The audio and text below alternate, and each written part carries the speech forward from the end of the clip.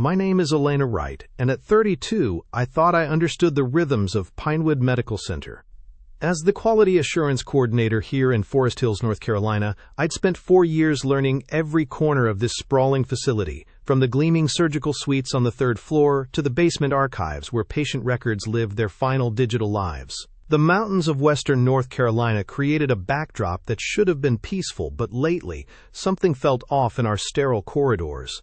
It started with small things, the kind of details that most people would dismiss as coincidence or administrative hiccups. Margaret Rodriguez, our head of nursing, had mentioned discrepancies in patient billing codes during our monthly quality review meetings.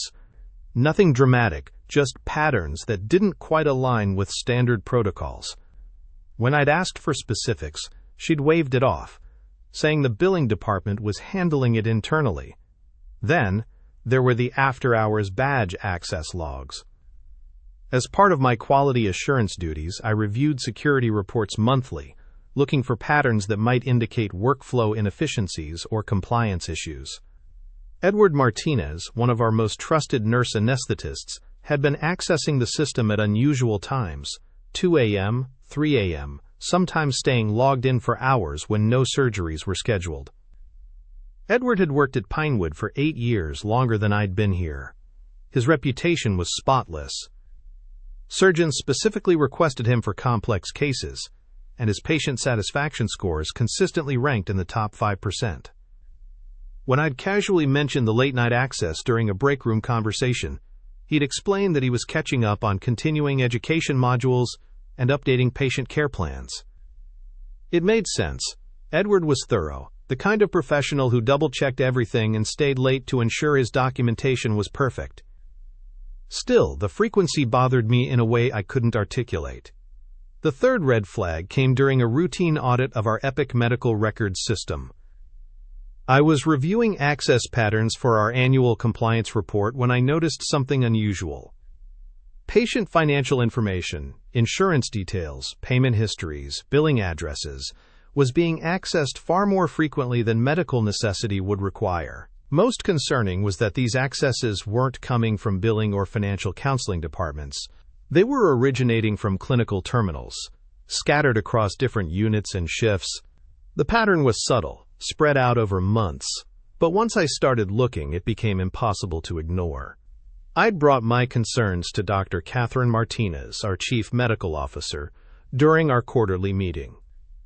She'd listened with the careful attention she gave to all quality assurance reports, taking notes in her precise handwriting. "Have you identified any specific individuals or departments?" she'd asked. "Not yet," I'd admitted. "The access patterns are too scattered."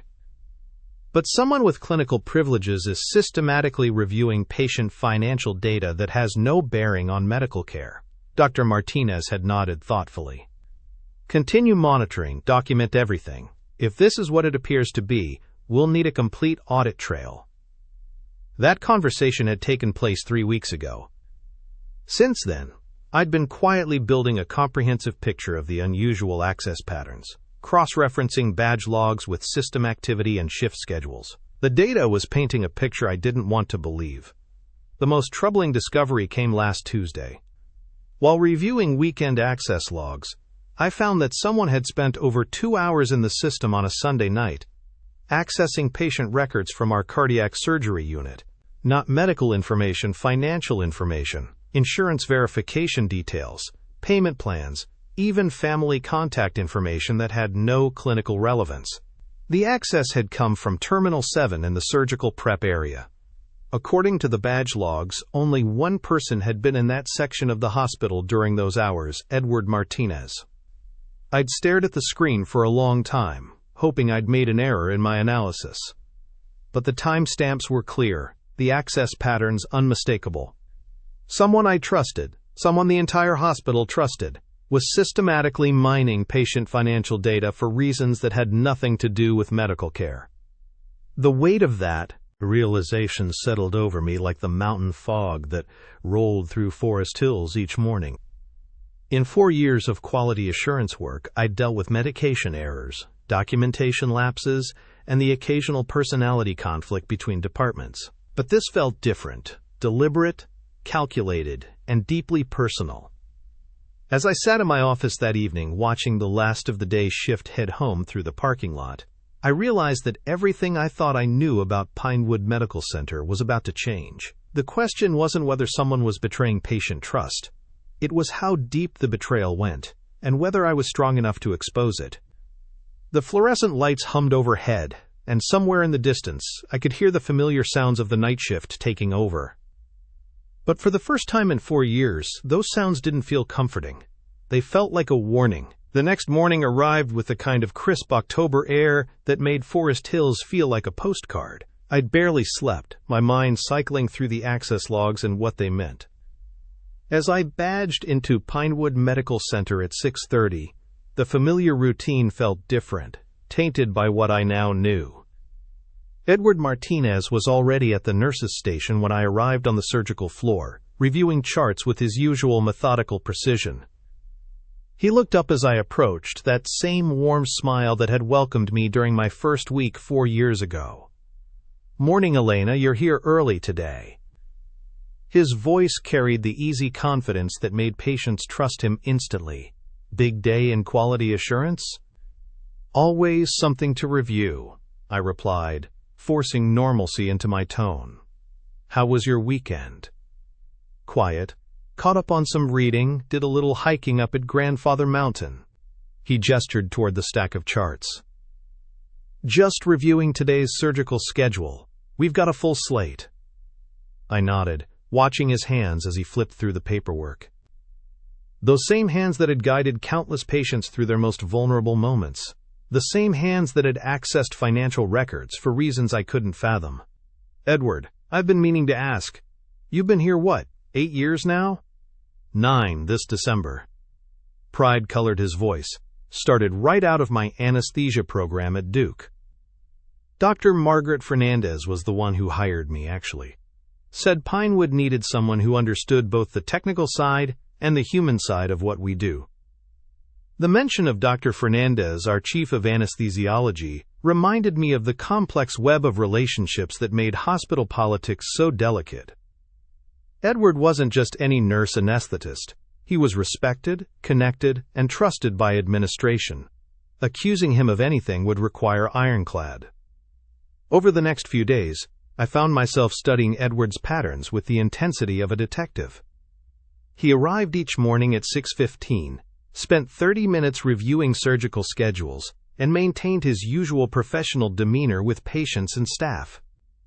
But now I noticed things I'd missed before, the way he lingered near computer terminals after completing his documentation, how he often volunteered for weekend shifts when fewer people were around. The breakthrough came on Thursday. I was in the medical records department, ostensibly reviewing our new privacy protocols with Margaret Chen, our records supervisor. Margaret had been at Pinewood for 15 years and knew every system, every procedure, every potential vulnerability in our data security. "Elena, I'm glad you're taking such an interest in our privacy measures," Margaret said, pulling up the access monitoring dashboard. "Most quality assurance coordinators focus on clinical outcomes, but data security is just as important." "Absolutely. I've been noticing some unusual patterns in our weekend access logs. Nothing alarming, just curious." Margaret's expression sharpened. She'd built her career on protecting patient information, and any hint of irregularity got her full attention. "What kind of patterns?" I showed her the data I'd compiled, the extended Sunday sessions, the focus on financial rather than clinical information, the consistent use of Terminal 7. Margaret's face grew increasingly serious as she reviewed the timestamps. "This is concerning," she said finally. "These access patterns don't match any legitimate clinical workflow I know. And look here," she pointed to a series of entries. "The user is accessing insurance verification screens, payment plan details, even emergency contact information. There's no medical reason to review all of this for a single patient, let alone multiple patients. What would someone do with that kind of information?" Margaret's expression darkened.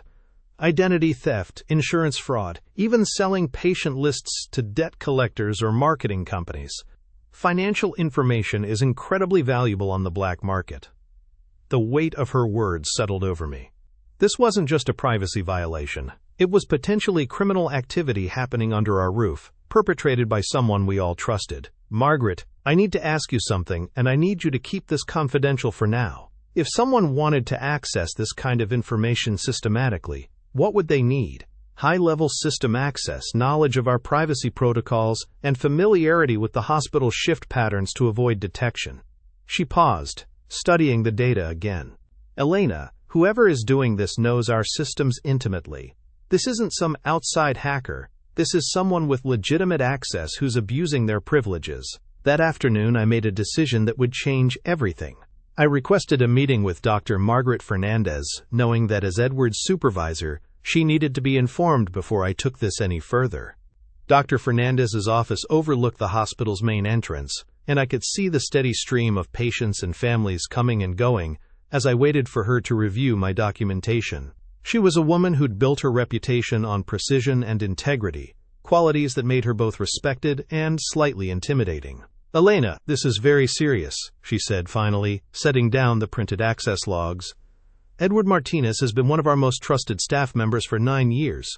Are you absolutely certain about these findings? The data is clear, Dr. Fernandez. The access patterns, the timing, the focus on financial information, it all points to systematic misuse of patient records. She leaned back in her chair, the weight of the situation evident in her expression. You understand what you're alleging? This could his career, destroy his reputation. If you're wrong.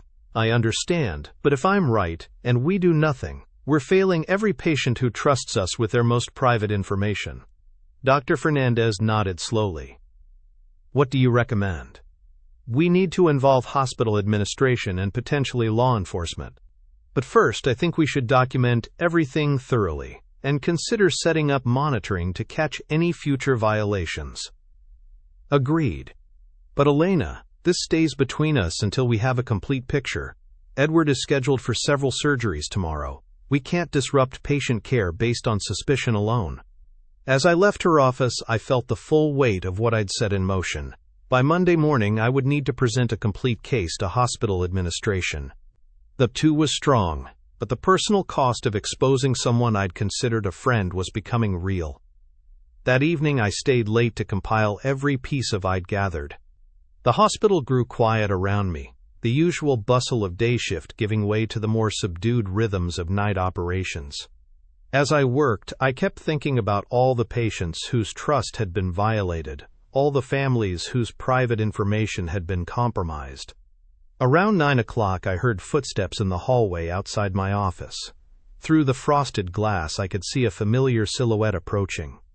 Edward Martinez knocked gently on my doorframe. Elena? I saw your light on. Working late again? My heart rate spiked, but I forced myself to remain calm. Just catching up on some documentation. You know how it is. He stepped into my office, and for the first time, his presence felt threatening rather than comforting. I've been thinking about our conversation the other day. You mentioned reviewing weekend access logs. Find anything interesting? The question felt loaded, dangerous. Did he know I was investigating him? Had someone tipped him off? Nothing unusual, I lied, my hand instinctively moving to close the laptop screen. Just routine compliance checks? Edward's eyes flicked to my computer, then back to my face. For a moment, the mask of professional friendliness slipped, and I saw something calculating in his expression. That's good to hear, he said finally. We can't be too careful with patient privacy these days. So many ways for information to fall into the wrong hands. After he left, I sat in my office for another hour, my hands shaking slightly as I finished documenting everything. The confrontation was coming, and I was no longer sure I was prepared for what it might reveal. Monday morning arrived with the weight of inevitability. I'd spent the weekend rehearsing what I would say to Dr. Catherine Martinez, our chief medical officer. But no amount of preparation could ease the knot in my stomach as I walked toward the administrative wing. The executive offices occupied the hospital's top floor, their polished marble floors and mahogany paneling a stark contrast to the utilitarian corridors below.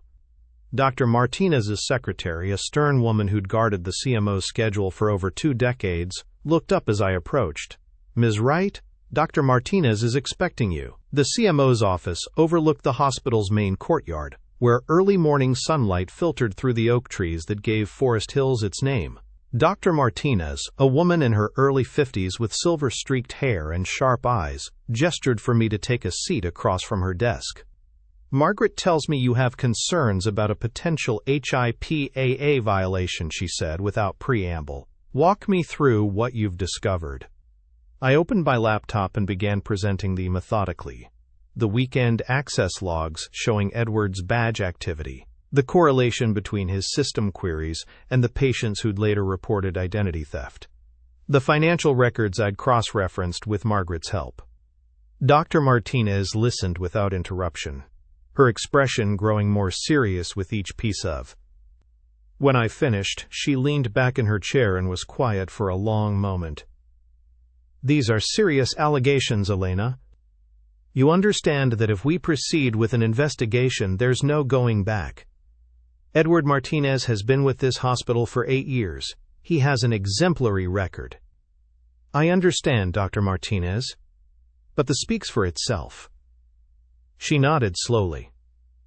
"I'm going to need you to prepare a formal, written report. Include everything you've shown me today, with timestamps and documentation. I'll be contacting our legal department and initiating an internal investigation immediately." "What about Edward? Should I?" "You should continue your normal duties and avoid any direct confrontation. If he suspects he's under investigation, he might attempt to cover his tracks or destroy. Can you do that?" The thought of facing Edward in the OR, pretending everything was normal while knowing what I knew, made my stomach churn, but I nodded. "Yes, I can do that." "Good. I'll also be bringing in an external cybersecurity firm to conduct a comprehensive audit of our systems. This investigation will be thorough and confidential until we have all the facts."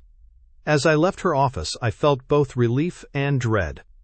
The wheels were now in motion, but I knew the hardest part was yet to come. The next few days passed in a surreal haze. I maintained my regular schedule, working alongside Edward in the OR as if nothing had changed. He seemed his usual professional self, but I found myself analyzing every interaction, every comment, looking for signs that he knew he was being investigated. On Wednesday afternoon, Margaret found me in the break room during my lunch break. She sat down across from me, her voice low. "The cybersecurity team arrived this morning. They're working with IT to analyze system access patterns going back 6 months. Have they found anything? More than we initially discovered. It looks like this has been going on longer than we thought. They've identified at least 30 patients whose information was accessed inappropriately. The scope of the betrayal was staggering. 30 families whose trust had been violated, whose private information had been sold to the highest bidder. There's something else," Margaret continued. "They found that Edward wasn't working alone. There are communication logs showing coordination with someone outside the hospital." My blood ran cold. Someone else in the hospital? No. Someone external. Possibly the buyer for the information. The investigation is expanding. That afternoon, I was called back to Dr. Martinez's office. This time, she wasn't alone. A man in a dark suit sat beside her desk, his laptop open, and several folders spread before him. "Elena, this is Detective Robert Chen from the Forest Hills Police Department's Cybercrime Unit. The scope of this investigation has expanded beyond internal hospital matters." Detective Chen looked up from his notes. "Ms. Wright, your initial report has helped us uncover what appears to be a sophisticated identity theft operation.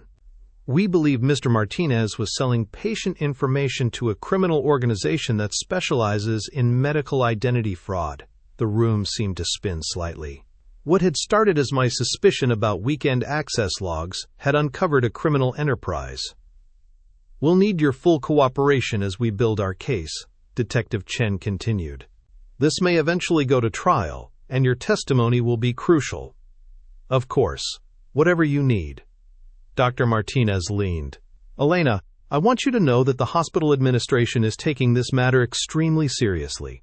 We're implementing immediate changes to our access protocols and security measures. Your diligence in identifying this breach has potentially saved countless patients from financial harm." As I walked back to my department, I felt the weight of responsibility settling on my shoulders. This was no longer just about professional ethics or hospital policy. Real people had been hurt, their lives disrupted by someone they'd trusted with their most private information. Thursday morning brought the confrontation I'd been dreading. I was reviewing surgical schedules when Edward appeared in my office doorway. His usual easy smile was gone, replaced by something harder, more desperate. "We need to talk," he said, closing the door behind him.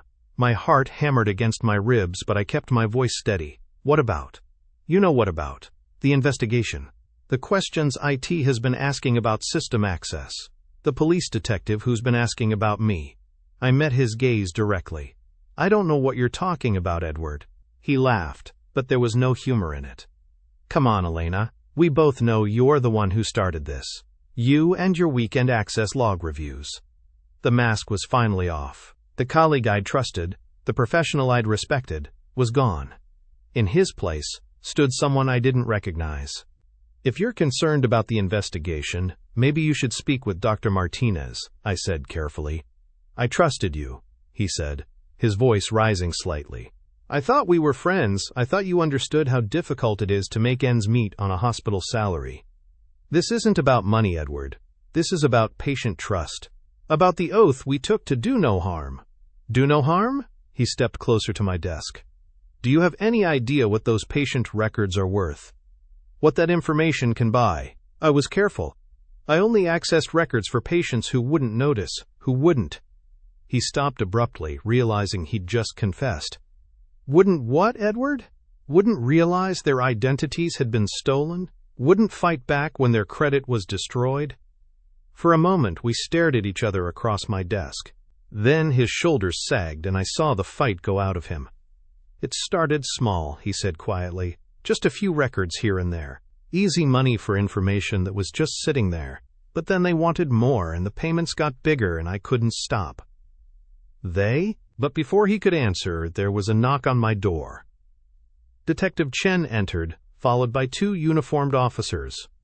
"Edward Martinez, you're under arrest for violation of HIPAA privacy laws, identity theft, and conspiracy to commit fraud."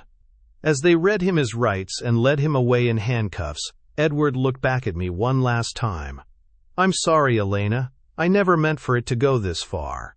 The silence that followed his departure was deafening. I sat alone in my office, staring at the empty doorway, trying to process what had just happened. The colleague I'd worked beside for 3 years, the professional I'd trusted with patient care, had been systematically violating the most fundamental principle of our profession. Margaret appeared in my doorway a few minutes later, her face pale but determined. "It's over," she said simply. But as I looked around my office, at the hospital that had been my professional home, I wondered if anything would ever feel the same again.